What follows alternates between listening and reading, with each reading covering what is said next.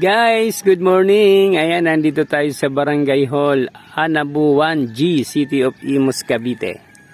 Ayan, natin tayo sa isang imbitasyon, sa isang charity event.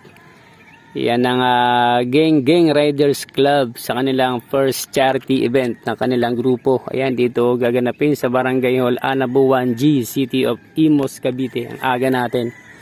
Ayan, from North Caloocan. Inagaan talaga natin ang alis para hindi natin abutan yung init at traffic sa mga stoplight na daraanan natin. Let's go guys! Pamaya antayin natin kung anong oras magsisimula yung kanilang event. Let's go! God bless us all. Ingat sa mga papunta pa lang. Junior Vlogs PH. Salamatan din ako may kapasalan nito. Maraming salamat po sa buhay na ipinagkaloob niyo sa amin sa araw-araw, lalong-lalo na po sa araw na ito. Panginoon, maraming salamat po sa mga dumating, sa mga nakilaho, nakikiisa po sa araw na ito para sa magandang hangarin ng bawat isa sa amin na makatulong, lalong-lalo na po sa may sakit, na katulad po ni Thea po, Lord.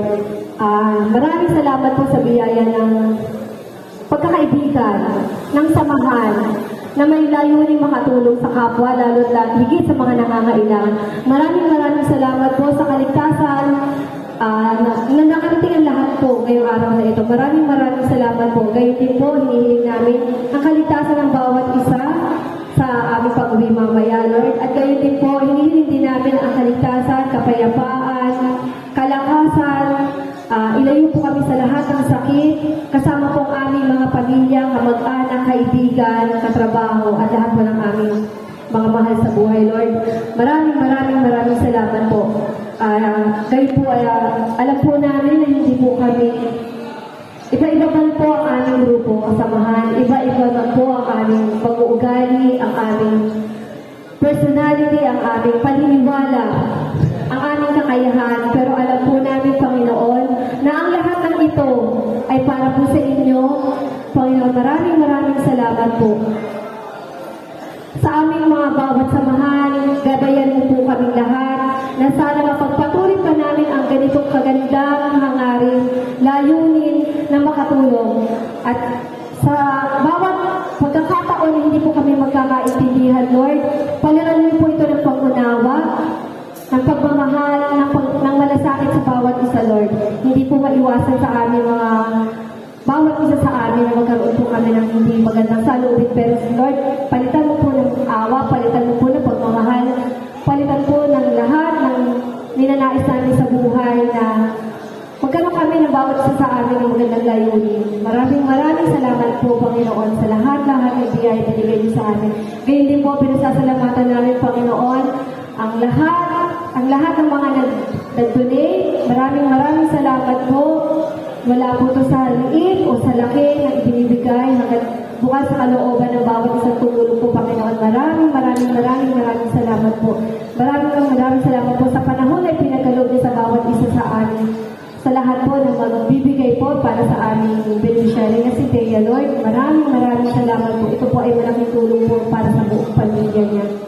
Maraming salamat po. Ang lahat ng ito po ay aming dinadalangin, Lord, sa tanging pangalan mo. Amen. Sa inyo lahat. Mayroon na pong konting kwento.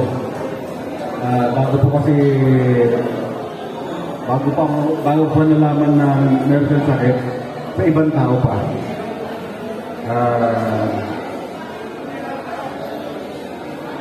Binesit ako sa FD. Sabi sa akin, alam mo ba yung anak mo nasa hospital? Siya po ay nagbakasyon lang sa Antique. Siyempre, iniisip ko lang, ano lang nasakit. Nung, siyempre, tatay ka, yung panahon na yun, walang-wala ako. Merong kapitbahay namin ng yung anak niya ay naging presenter ng isang shipping, mga barko. Binigyan niya ako ng 2 ticket, back and forth. Diba, pampay talaga ni Lord, diba? So, unang pagkakataon pa lang, binigyan niya agad ako ng ring para makapunta sa anak ko. Sa 3 ospital sa Antique. hindi nakaya. Kasi, kung tutusin, ano talaga siya? Rare disease. Napaka-rare. Sa lahat naman ng matatamaan ng anak ko. So, inano ko lang sa challenge yun na kailangan ko makapunta bilang kakal. Pagdating ko doon, nakita ko yung kalagayan niya. Hindi niya ako kilala. Eh, samantalang God's grace yun. Hindi niya ako kilala. Ang dami yung talagang para sa isang tatay nakakapanlo mo. Hindi kanya kilala, tapos tinatawanan ka pa niya. Tapos hindi man lang, pagkalagat niya ako, Daddy! Ganun agad. Walang ganun. Sabi ko, tinanong ko yung nanay, basta ganun lang daw pagkalagat, ano nila doon. Yun na yun. Tapos, nilipat nila sa Iloilo Doctors. Nanlumo ko. Sa babay. So, sabi ko, baka naman pwede natin ilipat. Nakadalawang buwan siya doon. Dalawang buwan yun. Medyo ang sakit talaga. So, sige na balance na ako. Nagkaroon pa ako ng additional na medyo mga kasi yung Iloilo Doctors is the finest hospital in Iloilo. Kung paano yung pinatunan,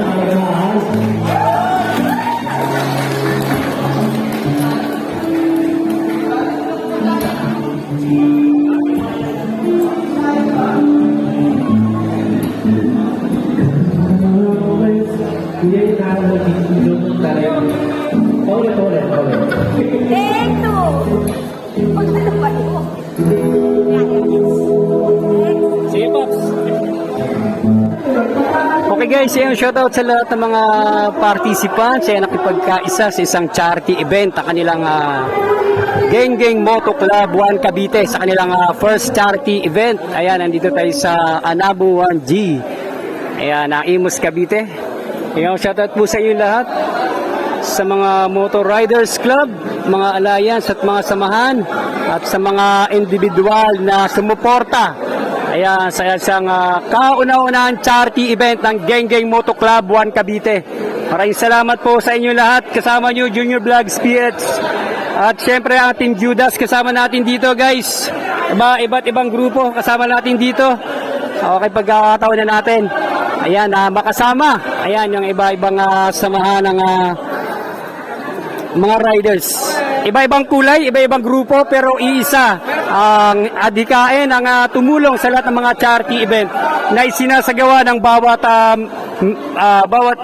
grupo sa charity communities. Maraming salamat. Shout out sa inyo lahat. Geng geng! Okay guys, geng geng, geng geng!